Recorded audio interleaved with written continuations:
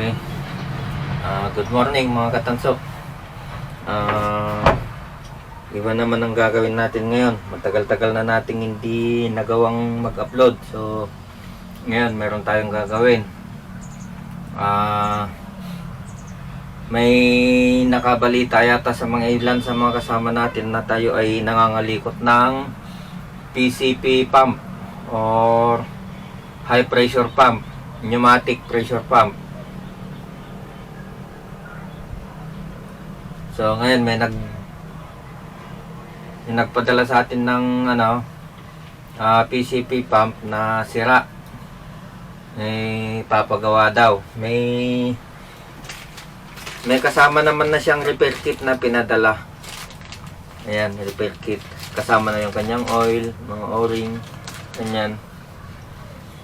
Ito kasing PCP pump ay malalaman mong sira na pagka matigas na bombahin. Kaya pinakamadaling paraan para malaman, gamitan mo siya ng plug, yung walang butas. Plugan mo siya, tapos bombahin mo. Ayan, yan, napakakunat. Tapos hindi tumataas ang pressure kasi yung o-ring niya sira na. O-ring dito sa pump kasi ito ay 3 stage na pressure pump. Yan, pag pinasingaw mo doon, ang tagal bago sumingaw. Tapos hindi na siya nagkakaroon ng pressure dito sa hose papuntang air gun kasi yung o-ring dito sa 30 stage niya sira na, kaya bumabalik dito sa loob ng pump yung hangin. Kaya hindi na siya nakakabomba. So yun ang gagawin natin ngayon. So ang kailangan natin ay liabe, katala, adjustable wrench, or kung hindi naman ay monkey wrench.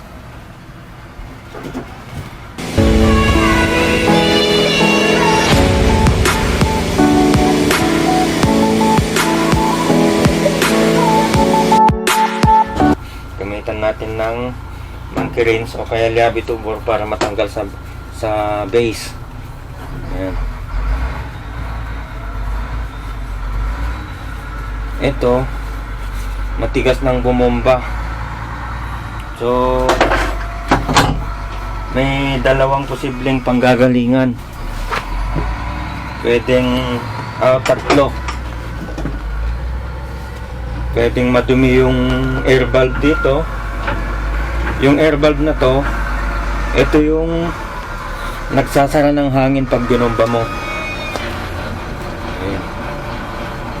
Ayan, may mga latak-latak na ganyan, no? Yung mga latak-latak, yun yung bumabara sa sa air valve.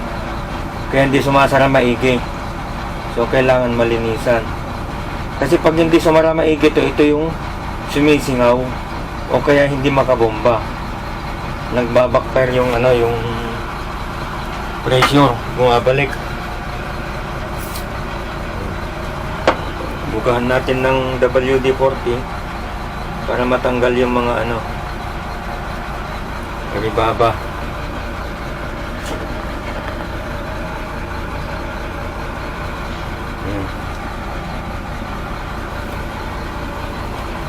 Patay ng kamunas.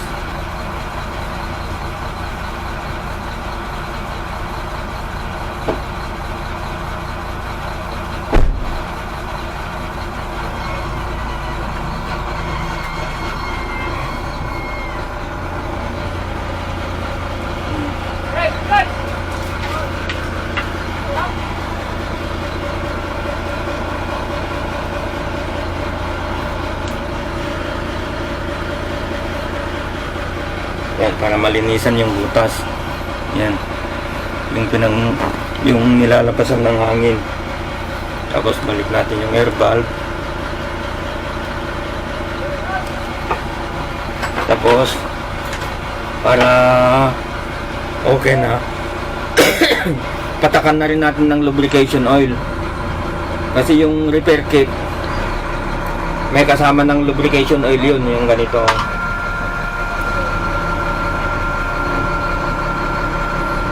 Yung lubrication oil na yon para talaga yon sa pump.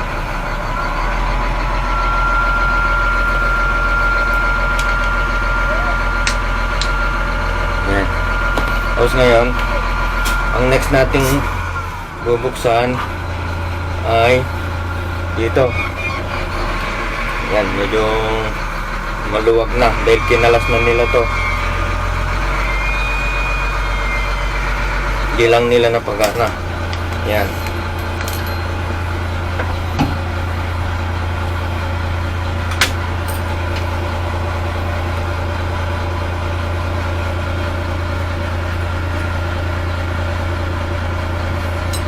Ito yung third stage na tube nya. Yun, madumi oh. Madumi yung loob. Dito naman ibinubuga yung galing dun sa air valve kanina. Oh, sir. Ito kalyabin, sir. Na? Tumugod ng kalyabin, sir. Yung nga size? Saka, the 16, sir. 16. 16, 17, latang. Kaya malukatan di yung hud na yun. Check abot yung mag-isip ko na. Yung ano, isa yun sa mga operator natin dito sa site. Operator ni boss.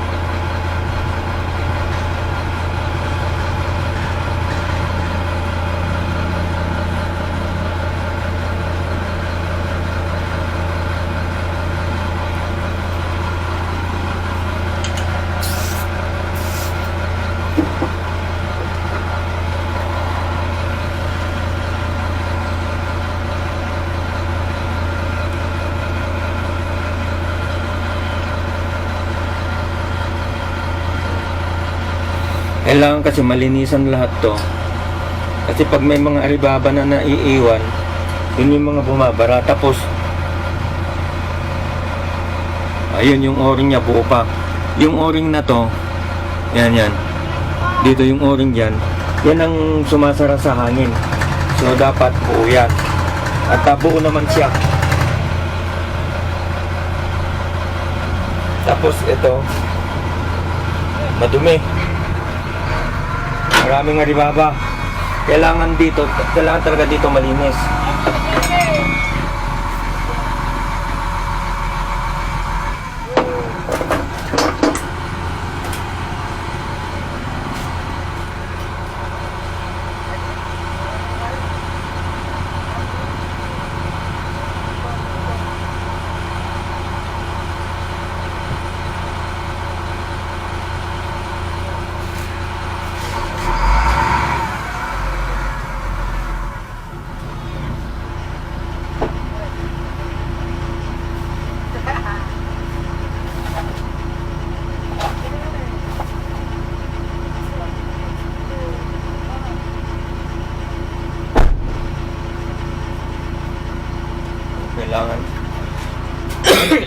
Kailangan natin ng wire pang sungkit.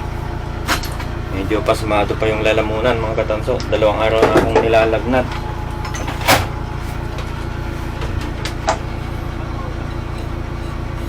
Ito madumi to. So kailangan ito yung malinisan. Ayan o, kaya nyan o.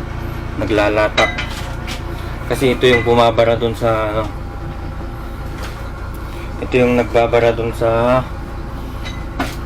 air valve.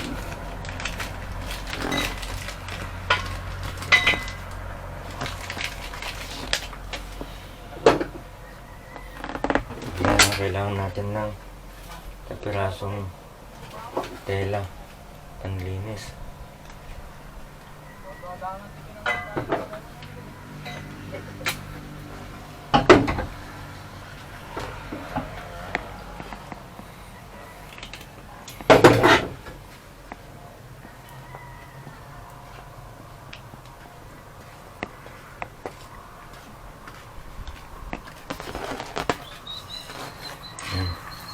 Gamitan natin ng ganyan para yung dumi mapasunod natin.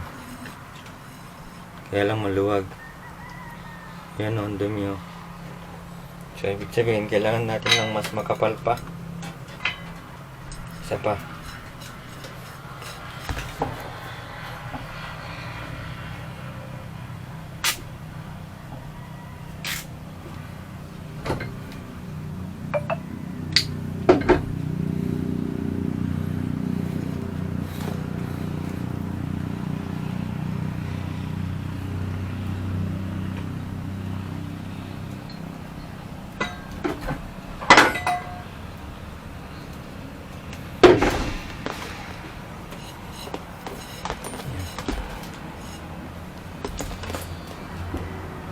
Okay.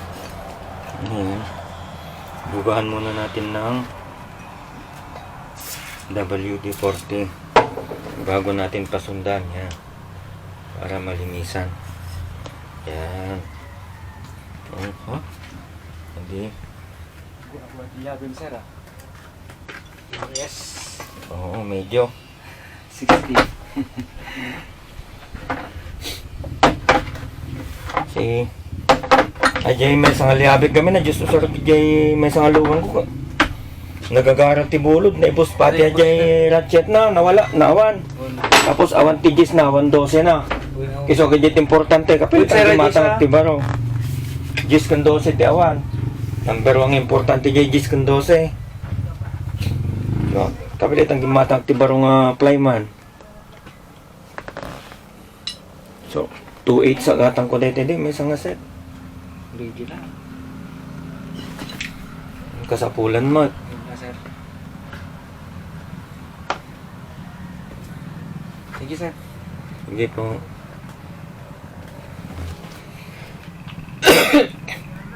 Lagyan natin ng lubrication. Para may balik natin. Yung o-ring niya okay pa. So ibig sabihin, dumi lang talaga ang dahilan.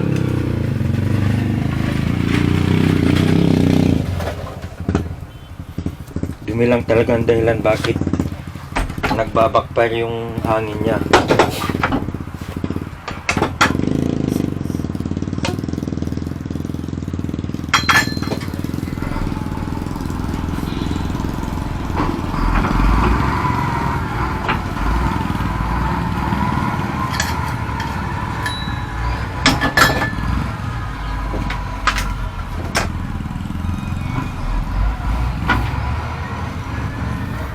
Ayan o, ang dumi.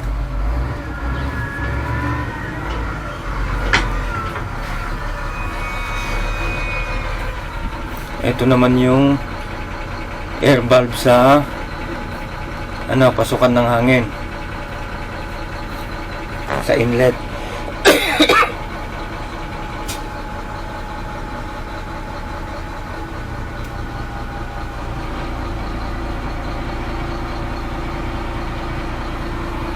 Sa inlet saka sa outlet yan. Okay naman siya. Malinis naman. So, ang kailangan natin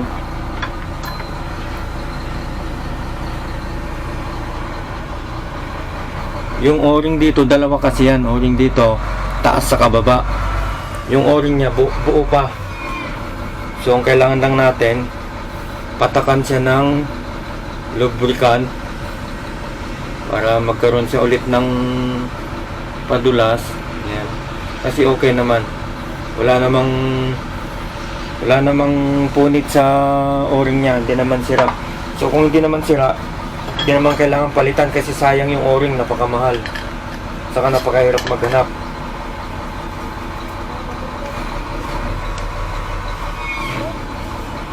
Napaka nung set nito siyempre. Hindi naman pwedeng nahihingi lang. Yan.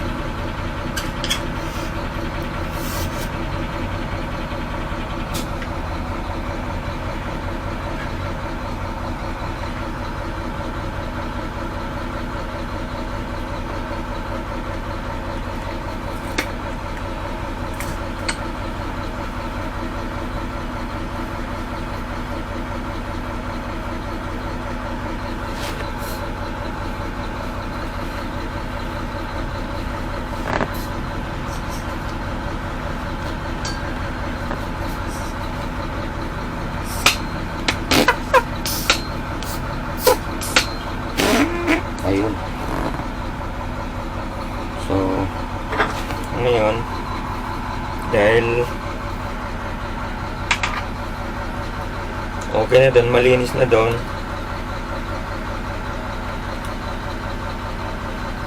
dito naman ngayon sa tuktok, dito naman natin ngayon lagyan ng lubricant.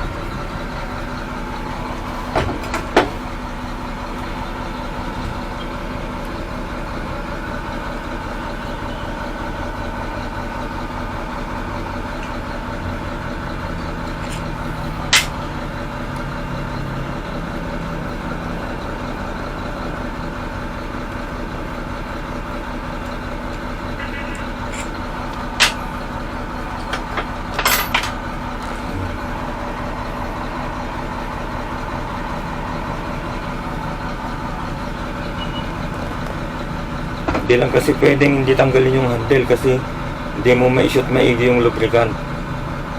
Ayan.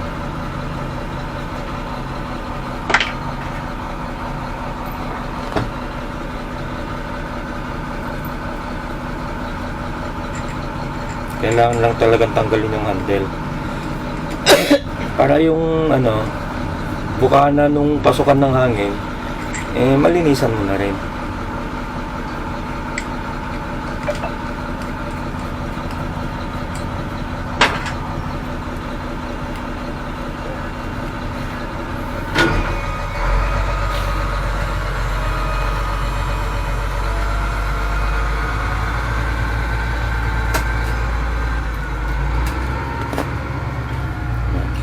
Kailangan lang ibalik ulit sa dating higpit.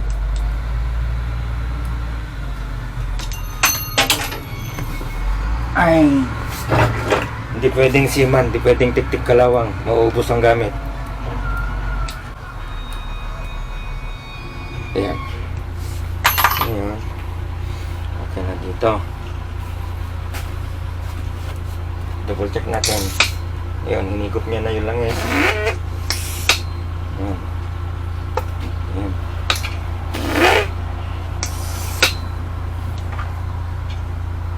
Dito, lagyan din natin ng lubricant dito sa loob.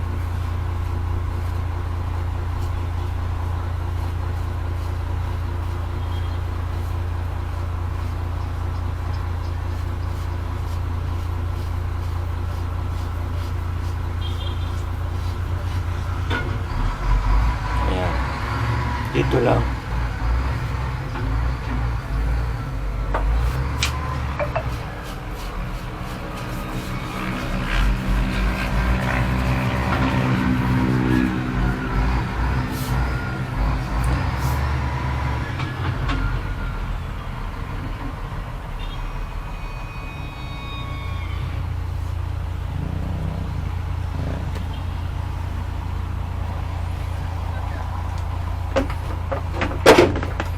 Ayan dito. Lilinisan din natin to. Ayan, lagay na natin to ngayon.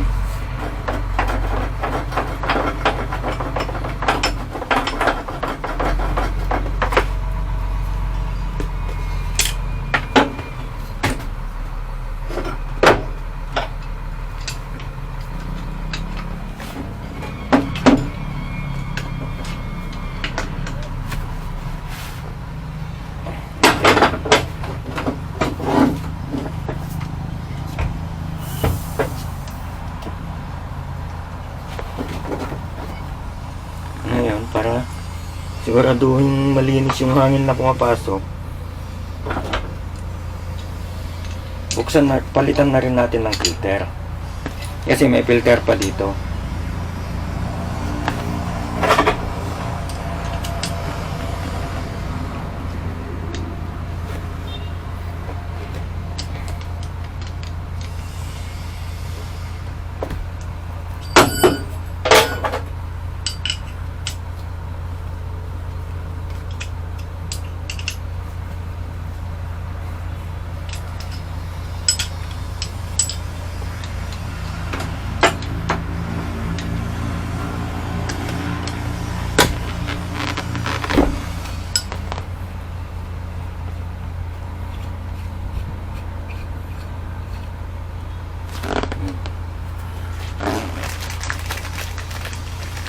Ito naman yung filter na kailangan doon.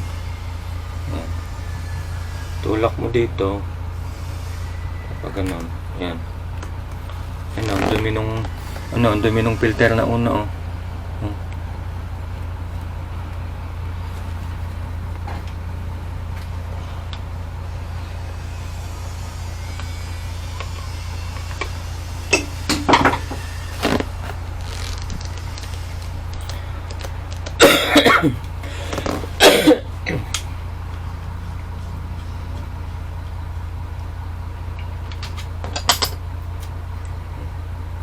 Yung mga sinasalang dumi. Kasi kung hindi, pag hindi mo pinalitan yung filter, unti-unting babara yan. Pag hindi mo naman nilagyan ng filter, yung mga ribaba na nanggagaling sa loob ng ng bomba, papasok sa loob ng airgun o kung ano man yung hanginan mo. Halimbawa, pang scuba. Kasi pwede pinangbobomba rin to sa mga sa mga pang scuba na maliliit. Yan, may na. Yan, test natin. Pressure test natin. Kailangan natin to, yung valve na to, pang pressure test talaga to. Yan. Lagay natin dyan. Lock natin yun. Para tignan natin kung talagang may hangin.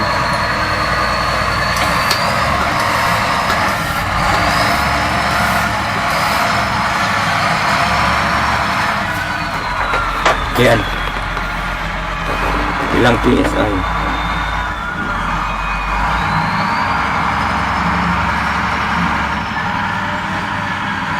1,000 PSI kaagad yun. 5 bomba. So, ibig sabihin, maayos na siyang gumagana. Yan. So, yun. Ganun lang kadaling mag-repair ng foot pump na, ng TCP pump, mga katanso. Tapos, pagtanggalin mo yung pressure valve, pang testing, pasingawin mo lang ulit dito. Yun. Yan, so, good to go. Pwede nang pambomba. So, yun. Hanggang dun, mga katanso. Hanggang dito ang ating video. Ngayon, kung bago pa lang po kayong nakapagbukas dito sa ating YouTube channel, baka pwedeng pa-click na rin yung subscribe, pa-like na rin at pa-share na rin. Para kung sakaling may mga update videos tayo, kung anong mga kalokohang mai-upload natin, ma-update po kayo. So, paano? Hanggang dito lang ulit, mga katanso. Salamat sa panonood.